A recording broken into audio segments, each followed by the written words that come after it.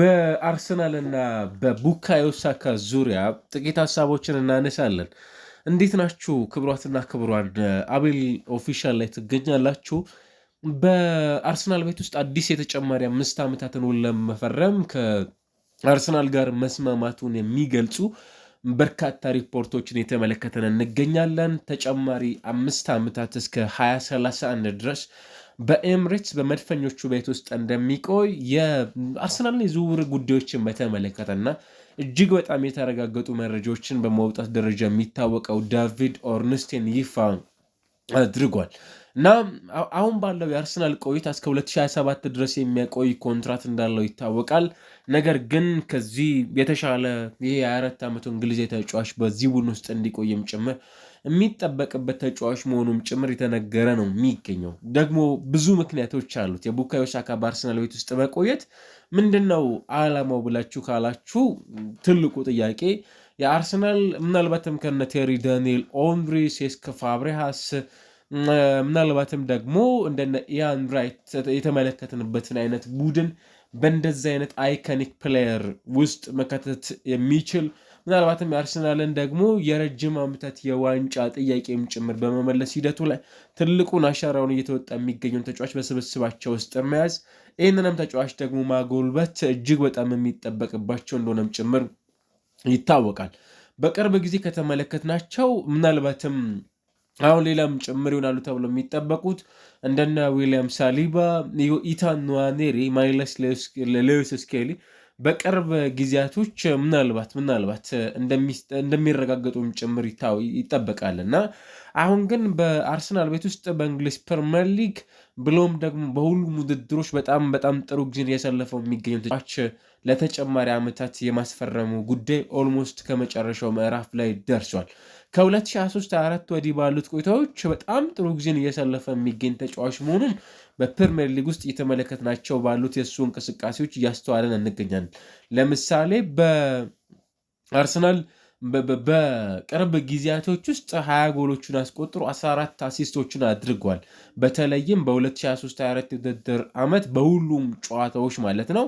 ይህ ማለት አርሰናል እንግዲህ በሁለት አጋጣሚዎች ከማንቸስተር ሲቲ በ2022/23 የውድድር ዘመን እንዲሁም ደግሞ ባሳለፍነው የውድድር ዓመት ጭምር ደግሞ ተካታይ ሁለተኛ ሆኖ ሲያጠናቅቅ የእሱ የጎል ተሳትፎ እንዲሁ ቀላል የሚባል አልነበረም። በተመሳሳይ በ2022/23 15 ጎሎችን አስቆጥሮ 11 ለገብ የሚሆኑ ኳሶችን ለቡድን አጋሮቹ አመቻችቶ ማቀበል ነበር የቻለው። ባሳለፍነው የውድድር ዓመትም ይህንኑ ቁጥሮቹ ምናልባት የማነስ እድል ቢኖራቸውም በዚህ መልኩ ደግሞ የተመለከተንበት በጣም ጥሩ ጊዜን እያሳለፉ ከሚገኙ ተጫዋቾች መካከልም ጭምር የመሆን እድሉን አስመልክተናል። ምናልባት ከጉዳቱ ውጭ ባሉት የሜዳ ላይ እንቅስቃሴዎች የቡካዮ ሳካን ተጽዕኖ መፍጠር በአርሰናል ቤት ውስጥ ግልጽ እንደሆነ ይታወቃል እና ባለፉት በዚህ ውድድር ዓመት ደግሞ በ27 ጨዋታዎች ማለት ነው 7 ጎሎችን አስቆጥሯል። ስቲል በአርሰናል ቤት ውስጥ ከፍተኛ ጎል የማስቆጠሩን ሚና እየመሩ ከሚገኙ ተጫዋቾች መካከል አንዱ ነው። በእንግሊዝ ፕሪሚየር ሊግ ብቻ ሳይሆን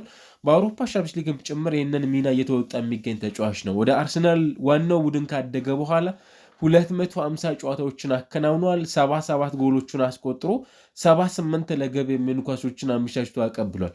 ምናልባት አእምሯችን ላይ የሚመጣው ቡካዮ ሳካን በተመለከተ ጎሎችን ሲያስቆጥር እንጂ ለገብ የሚሆኑ ኳሶችን አመቻችቶ ሲያቀብል ብዙ ጊዜ የማናስተውለው አይነት ተጫዋች እንደሆነ ይታወቃል።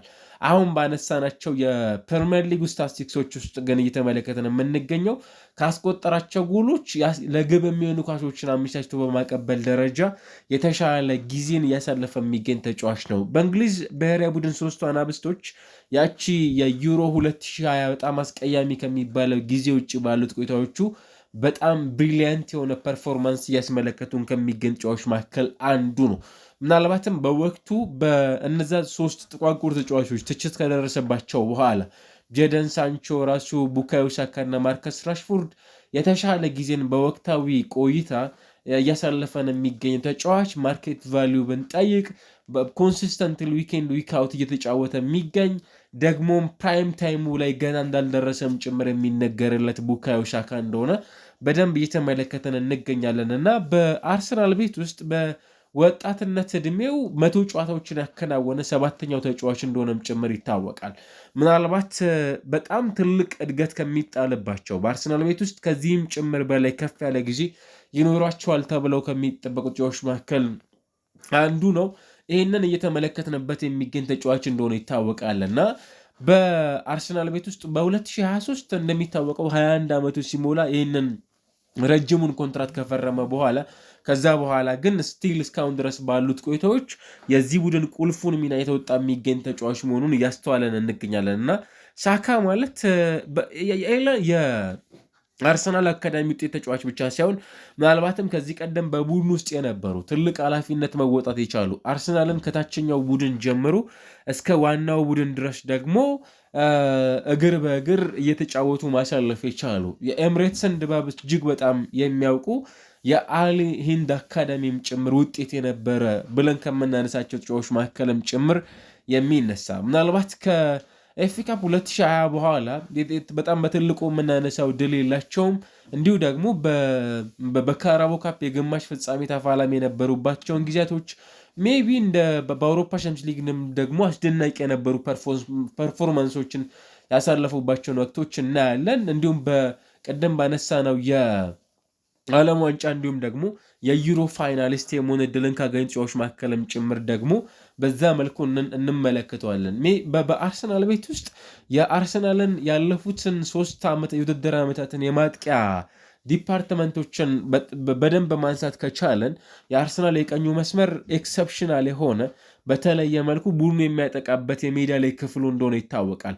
በዚህ ውስጥ ደግሞ ትልቁን ከፊት ለፊት ሆኖ ይህንን ሚና የሚመራውና የሚወጣው ተጫዋች ደግሞ ቡካዮ ሳካ እንደሆነ ይታወቃል እና አሁን ያንን በርደን በተሻለ መጠን ካለፉት ዓመታት የውድድር ዓመታት አንጻር ከተመለከት ነው እጅግ በጣም የቀነሰ አርሰናል በሁሉም አይነት የሜዳ ክፍሎች ላይ በተሻለ መልኩ ማጥቃት የሚችል ብዙ አይነት በደንብ ጥራታቸውን የጠበቁ ተጫዋቾችም ጭምር ያሉት ስብስብ መሆኑን እንረዳለን። ነገር ግን ይህንን ለማድረግ አርሰናል ረጅም የቡድን ግንባታዎችም ጭምር የሚያስፈልጉት ቡድን ሆኑ መመልከት ግዴታ ነበረብን። ማርቲን ኦዴጋርድ ከዛ ባለፈ አሁን እንደነ ዮኬሬሽ፣ ካይ ሃቨርትዝ፣ ሚኬል ሜሪኖ፣ ዴክላን ራይስ ብዙ ተጫዋቾችን እናነሳለን። የአርሰናል የጎል ማሽን ሜቢ አሁን ባለበት ሁኔታ በፕራይመሪ ላይ የምናነሳው ቡካዮ ሳካ ብቻ አይደለም። ጋብርኤል ሄሱስ ጎል ያስቆጥራል ከጉዳት ነፃ ከሆነ። ጋብርኤል ማርቲኔሊን ሲያደርግ ትመለከታላችሁ። በተመልሰ ጋብርኤል ማጋሌዥ ጎሎችን ሲያስቆጠር የምታዩት ተጫዋች ይሆናል። ነገር ግን ከ2023/24 ወዲህ ባሉት የፕሪሚየር ሊግ ቆይታዎች ውስጥ ብዙ በፕሪሚየር ሊግ ውስጥ አንድ የሁስኮርድ ዳታ የሚያሳየን ብዙ ከፍተኛውን ሬት የሚያገኘው የአርሰናል ተጫዋች ከፊት ለፊት የሚቀመጠው ተጫዋች ሊሆን የሚችለው እሱ ነው። ቅድም እንዳነሳ ነው 382 የግብ ዕድሎችን መፍጠር የቻለው የፕሪሚየር ሊጉ በጣም ምርጥ ከሚባሉ ተጫዋቾች መካከልም ጭምር አንዱ ነው። በተለይም ከዲሴምበር 2019 ወዲህ ባሉት ቆይታዎች ውስጥ በእንግሊዝ ፕሪሚየር ሊግ ከ300 በላይ የግብ ዕድሎችን በመፍጠር በፕሪሚየር ሊጉ የሚስተካከለው ተጫዋች የለም። ቡካዮ ሳካን በተመለከተ ስቲል አሁንም በደንብ ከዚህም ጭምር በላይ ከፍ እንዲል የሚጠበቅበት ቡካዮ ሳካ ይኖራል። በዚህ ረገድ በጣም ብዙሃኑ የእግር ኳስ ቤተሰቦች የሚስማሙበት ተጫዋች ነው። በፕሪሚየር ሊጉ እንግዲህ በ105 ጨዋታዎች ላይ በ105 ጎሎች ላይ ተሳትፎ አድርጓል። እንግዲህ ወደዚህ ቡድን መምጣት ከቻለ በኋላ ይህም ማለት ከሴስክ ፋብሪያስ በኋላ ብዙ የጎል ተሳትፎ ላይ መድረስ የቻለ በፕሪሚየር ሊጉ ሌላ ወጣት ተጫዋችም ጭምር ይሆናል። በዚህኛው የመድፈኞቹ ቤት የሜዳ ላይ ቆይታን እያስተዋልንበት የሚገኘው የቡካዮ ሳካ ቆይታ ብዙሃኑ የአርሰናል ደጋፊዎችን በተመለከተ ከቡካዮ ሳካ ጋር ተያይዞ የሚነሳው ዘንድሮ የሆኑ ጥያቄዎች የሚነሱበት አይነት ተጫዋች ሆኖ የተመለከትነው እንገኛለን። ስቲል የቡካዮ ሳካ ዶሚኔት የማድረግ በአርሰናል ቤት ውስጥ ያለ እሱ በፍጹም የሚባሉ የሜዳ ላይ ቆይታዎችን እያሳለፈ አይደለም። እንዲያም ሆኖ ግን በሜዳ ውስጥ ሚኬል አርቴታ በብዙ ጨዋታዎች ላይ ከሚገለገሉባቸው የፕሪሚየር ሊግ ተጫዋቾች መካከል አንዱ ነው። ኦፍኮርስ እንደነ የቡድኑ ግብ ጠባቂ ዳቪድ ራያ፣ ዴክላን ራይስ ከጉዳት ውጪ ደግሞ እንደነ ዙቤሜንዲ ያሉ ተጫዋቾች በዚህኛው ሲዝን ላይ በብዙ የጨዋታ መርሃ ግብሮች ላይ እየተጠቀሙበት የሚገኝ ተጫዋች እንደሆነ ይታወቃል።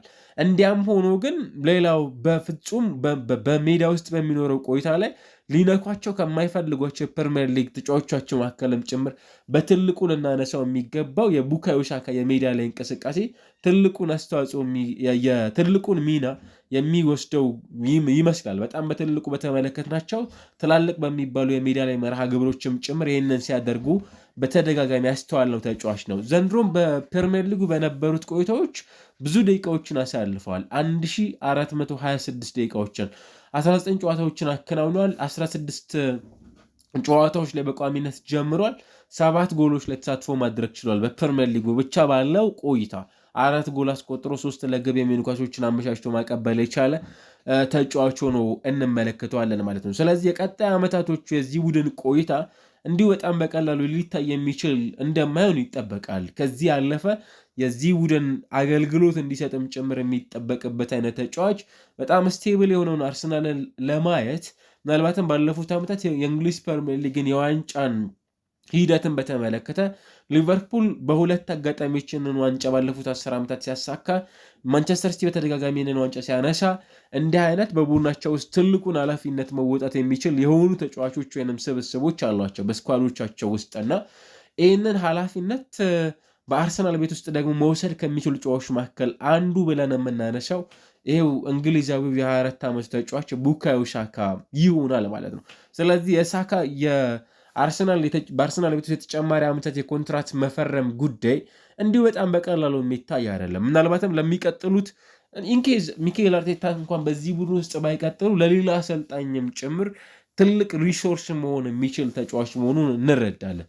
በኤክስፔክትድ አሲስቶች ብዙ ቁልፍ የሚባሉ ኳሶችን በማቀበል የተሳኩ ድሪብሎችን በማድረግ በማጥቃት ሂደት ላይ የአንድ ለአንድ ግንኙነቶችን በማሸነፍ እንዲሁ ደግሞ በአብዛኛው ደግሞ የተሳኩ የምንላቸውን በፕሪሚየር ሊግ ውስጥ ማለት ነው በማጥቃቱ ላይ ተሳትፎ በማድረግም ጭምር የተሻለ የቁጥር ዳታ ስታቲስቲክሶች ካሏቸው ተጫዋቾች መካከልም ጭምር ከፊት የሚቀመጠው አይነት ተጫዋች ሆኖ እንመለከተዋለን። አንድ ቡድን ለማሸነፍ የሚጠቀምባቸውን ሁሉ መሳሪያዎች መያዝ የቻለ ተጫዋች መሆኑን እንረዳለን። አንዳንዴ ከአንድ ተጫዋች ብቻ የማታገኙት ብዙ ነገር አለ። ጎል የሚሰጣችሁ ተጫዋች አለ። ለምሳሌ በፕሪሚየር ሊግ ውስጥ የምናውቃቸው ነገር ግን በመከላከል ደረጃ ዋጋ የሚያስከፍሉ በጣም ኮስቲ፣ ለምሳሌ ኬሊያን ኤምባፔ በጣም በትልቁ ሊነሳ የሚችል አይነት ተጫዋች ይሆናል በዚህ ረገድ ማለት ነው። ደግሞ እንደ ሃሪኬን ያሉ ከጎል ባሻገር ቡድናቸውን በሁሉም የሜዳ ዲፓርትመንቶች ላይ ማገዝ የሚወዱ አይነት ተጫዋቾችን እናነሳለን። ሳካም እንዲህ ባለ መልኩ ልናነሳው የሚገባ የፕሪሚየር ሊግ ተጫዋች መሆኑን እየተመለከተን እንገኛለን። ባለፉት የፕሪሚየር ሊግ ቆይታዎቹን እየተመለከተን እንደሚገኝ ማለት ነው። ምናልባትም ወደ እንግሊዝ ፕሪሚየር ሊግ ባለፉት ቆይታዎቹ እየተመለከተን እንደምንገኘው ቡካዮ ሳካ በጣም የተሻለ ጊዜን እያሳለፈ ይገኛል። አሁን በ147 ደቂቃዎች በፕሪሚየር ሊግ ጎሎችን እያስቆጠረ የሚገኝ የመስመር የአጥቂ ስፍራ ተጫዋችም ጭምር ሆኖ ይነሳል። ስቲል ፕሪሚየር ሊጉን በተመለከተ ቡካዮ ሳካ፣ ሴሜኞ፣ ሳላ፣ ኮል ፓልመር፣ ሙሐመድ ቁዱስ፣ ሌላው የቡድን አጋሩ ኤዜም ጭምር በዚህ ረገድ የሚነሱ ተጫዋቾች ናቸው። ጎሎችን በማስቆጠር ደረጃ 3ኛ ደረጃ ላይ የሚቀመጠው ተጫዋች ይሆናል። ከዛ ቦታ ላይ የተነሱ የግብ ዕድሎችን በመፍጠር ጎሎችንም ጭምር በማስቆጠር ደረጃ ከፊት ከሚመሩ ተጫዋቾች መካከል እንዳንዱ የሚነሳ ነው ማለት ነው። እና የዚህ ተጫዋች ኮንትራት የመፈረም ጉዳይ እንዲሁ በጣም በቀላሉ የሚታይ አይደለም። የረጅም ዓመታት የዚህ ቡድንን ጥያቄ መመለስ የሚያስችል የቡድን ስራ መስራት ከቻሉ ተጫዋቾች መካከልም ጭምር አንዱ ነው እና በአንድ ጀንበር ያልተገነባ የቡድን መዋቅር እንዳለ ሁሉ በአንድ ጊዜ ደግሞ እጅግ በጣም ኮከብ ያልሆነውን ቡካዮ ሳካ እያደር በአርሰናል ቤት ውስጥ እየጎመራ መጥቶ አሁን የሆኑ ውጤቶችን የሚሰበሰብበት የዕድሜ ቆይታ ላይ የሚገኝ ተጫዋችም ጭምር ያለ ይመስላል። አሁን የትኛውም የእግር ኳስ ተከታታይ የሆነ ሰው ኔቨር ኤኒ ሪል ዳውት የሆነ ጥያቄ የሌለበት አይነት ተጫዋችም ነው እና ፕሩፍ ያደረገ ምናልባት በአርሰናል ቤት ውስጥ አይነኬ የሚባለን ስፍራ የያዙ ከሚገኝ ተጫዋቾች መካከልም ጭምር መሆኑን እያስመለከተን ይገኛልና ይሄ ለዚህ ተጫዋች ብቻ ሳይሆን ለቀጣዮቹ የአርሰናል መጻኢ ጊዜያቶችም ጭምር ትልቅ ተስፋን መስጠት የሚችል የቡድን ግንባታ ላይ ትልቁን የሆነ ፈር የቀደደ አይነት የሚመስል ነው። በእርግጥ ቡድኑ በእንዲህ አይነት መልኩ በተለይ አንድሪያ ቤርታ ወደዚህ ቡድን ከመጡ በኋላ እንዲህ አይነት ጥያቄዎች የሚነሱበት እንዳልሆን እያስተዋለን እንገኛለን። ቶሎ ከተጫዋቾች ጋር ተያይዞ የሚነሱባቸውን ኮንትራት የማራዘም ጥያቄን በአስቸኳይ የመለሱ የሚገኝ ቡድን መሆኑን እያስተዋለን እንገኛለን። ከዚህ ረገድ የምንጠብቃቸውን ነገሮች አሉ። ነገር ግን አሁን ባለው ነባራዊ ሁኔታ ሳካ በአርሰናል ቤት ውስጥ የተጨማሪ ዓመታት ኮንትራቱ ኦልሞስት የመጨረሻው ምዕራፍ ላይ የሚገኝ ተጫዋች መሆኑን እየተመለከተን እንገኛለን። ይሄ ብቻውን ለአርሰናል በጣም ትልቁን እድል ይፈጥርለታል። ምናልባት ከዲሴምበር 26 2019 በኋላ በአርሰናል 204 ጨዋታዎችን ያከናወነ የመጀመሪያው ቁጥር አንዱ ተጫዋች ነው። 57 ጎሎችን ያስቆጠረ ቁጥር አንዱ ተጫዋች ነው። 47 ለግብ የሚሆኑ ኳሶችን አመቻችተው ማቀበል የቻለው ቁጥር አንዱ ተጫዋች ነው። 382 ለግብ የሚሆኑ የግብ ዕድሎችን የፈጠረ ተጫዋች ቁጥር አንዱ ተጫዋች ነው። 477 ሙከራዎችን በማድረግም ጭምር በፕሪሚየር ሊግ ውስጥ በአርሰናል መለያ ቁጥር አንዱ ተጫዋች ነው። ቅድም እንዳልኩት በጎል ኢንቮልቭመንት በጎል ተሳትፎ ከ2022 ወዲህ በሞሐመድ ሳላህ፣ ኤርሊንግ ብራውት ሃላንድ እና ኦሌ ዋትኪንስ ብቻ የሚበለጠው ተጫዋች ነው። እንደነ ሂንግ ሚንሰን፣ ጀረድ ባውን፣ ብሩኖ ፈርናንዴዥ፣ ብሪያን ኤምቤሞ፣ ፊል ፎደን፣ ኬቨን ደብሮይነ ያሉ ተጫዋቾችንም ጭምር በዚህ ረገድ ቡካዮ ሳካ የሚበልጣቸው በጣም በርካታ ተጫዋቾች ከሱ ጀርባ በዚህ ቁጥር ደረጃ የምንመለከታቸው ተጫዋቾች ናቸው እና እንዲሁ በጣም በቀላሉ የእሱ የኮንትራት ማራዘም ጉዳይ ሊታይ የሚገባ እንዳልሆነም ጭምር እናነሳለን እና ዋን ስቴፕ አርሰናል ወደፊት እየተጓዘም ጭምር መሆኑን የሚጠቁም የሜዳ ላይ ከሜዳ ውጭም ባሉት እንቅስቃሴዎች ውስጥ እያስመለከተን የሚገኝ የኮንትራት የማራዘሙን ጉዳይ ያስተዋለን እንገኛለን። ቀጣይ እንዴት ባለ መልኩ ይሆናል የሚለውን ጉዳይ እናይበታለን። ቡካዮ ግን በአርሰናል ቤት ውስጥ ለተጨማሪ 5 ዓመታት የሚቆየው ተጫዋች መሆኑ ኦልሞስት የመጨረሻው ምዕራፍ ላይ ደርሷል ማለት እንችላለን በዚህ ወቅት ላይ